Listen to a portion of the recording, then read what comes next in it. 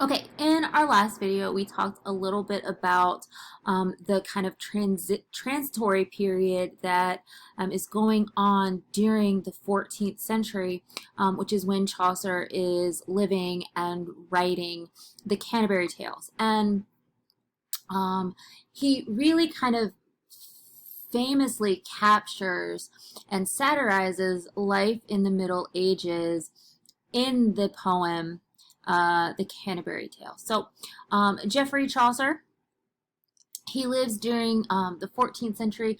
Like I said, this age of transition. He is the son of a wine merchant, and he was born in the 1340s at some period. Birth records weren't really a thing back then. And because he was born to a wine, I mean, his daddy had money because everybody drank wine back then because nobody could drink water. It's not because they wanted to get drunk, but it's because the water would kill you. So his father was really wealthy, and as such, he was educated and had a lot of connections in the various social classes. He served in royal households and administrative positions. He was a soldier or a yeoman, a squire, a diplomat, an ambassador of King Edward III. Um, he was able to travel for the crown to France and Italy. And just as an aside, he was kidnapped and ransomed for money. And he was so valuable. He was so well liked by the aristocracy that the king himself, King Edward III, actually paid his ransom. So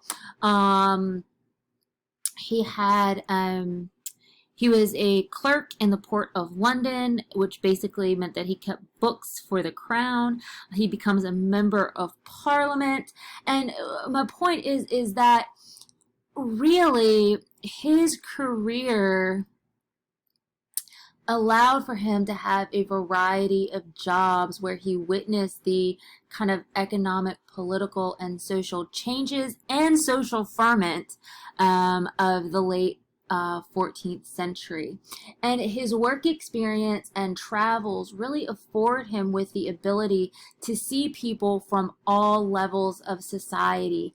And that exposure allows him to write characters who represent the lower, middle, and upper classes.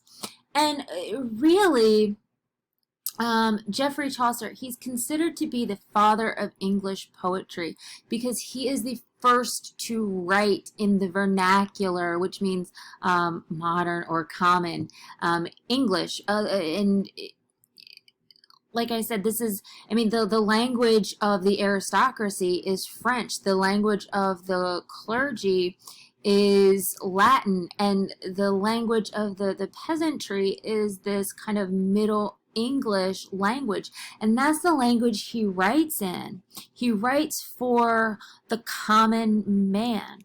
So and what else makes him different? Well, he writes about various social classes of the time. And up until now, up until when Chaucer's writing, the literature focuses on aristocracy. But Chaucer, like I said, gives us a glimpse into the entire social structure and dynamics of medieval England. He focuses on commoners, and this in itself is unique, and no longer does literature only present the lives of kings and warriors. It presents a view of everyone.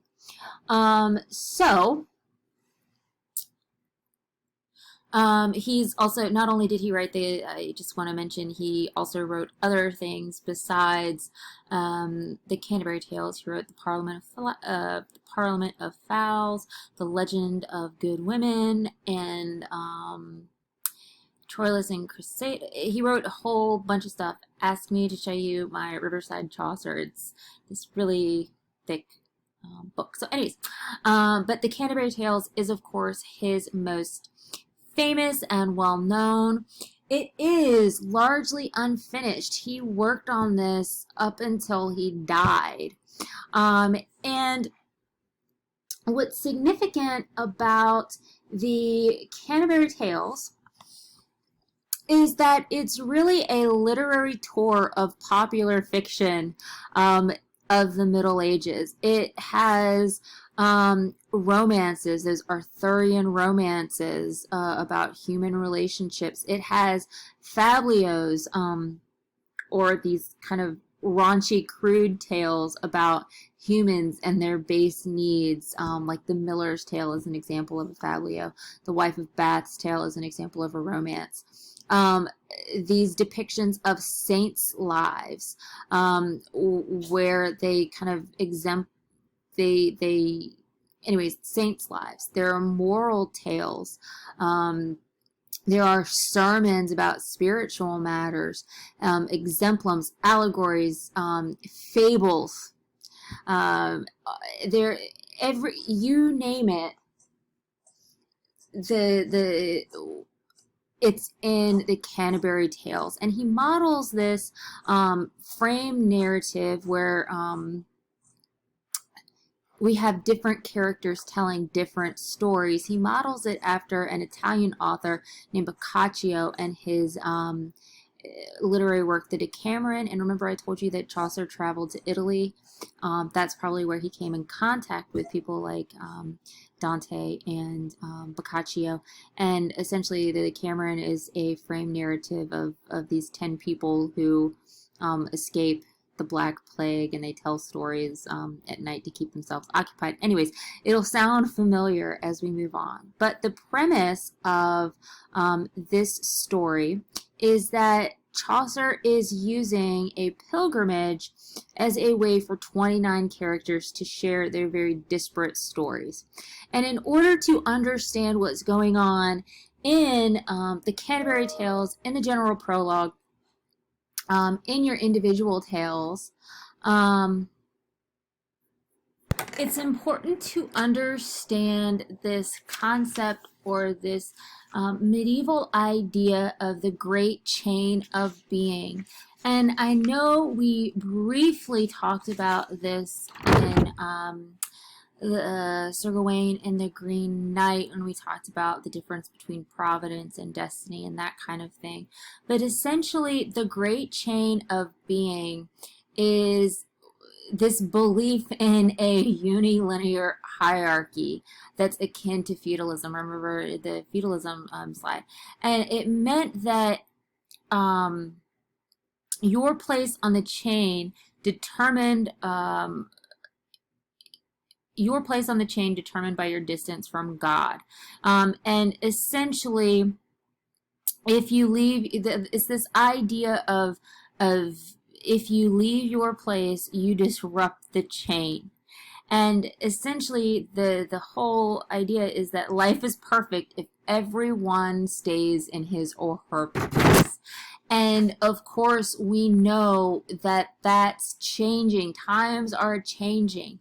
There is this kind of social mobility that's happening during Chaucer's time. And the problem comes with the rise of the merchant class and them having more wealth than the landed gentry. And we see that again in the 18th century. But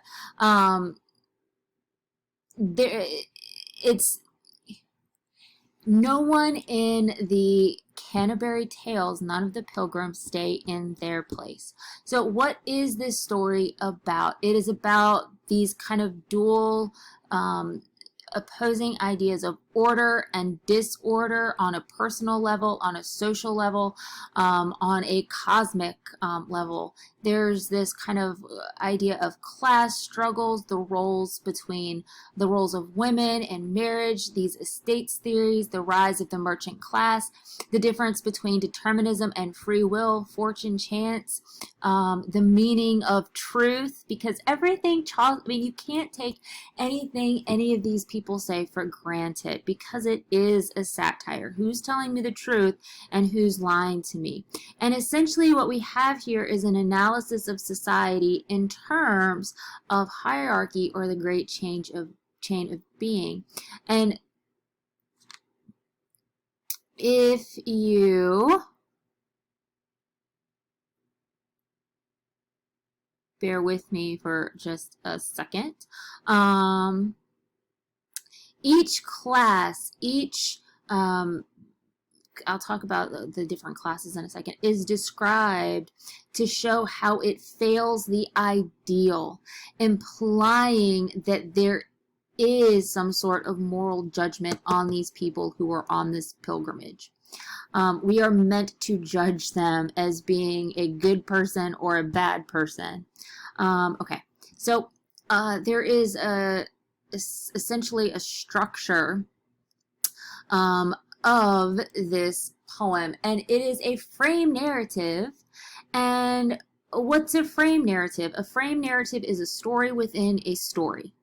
And if you've ever seen The Princess Bride, you'll be familiar with this kind of concept, because the frame narrative is grandpa telling the little boy the story, and the narrative within the frame is the story of Wesley and Princess Buttercup. So the general prologue is our framework for the entire Canterbury Tales, and those stories within the stories take the form of the character's prologue and then the character's tale. And of course, this is an example of satire, where the point is to ridicule and expose the faults of a given subject. This is also an example, this is a specific type of satire called an estate satire.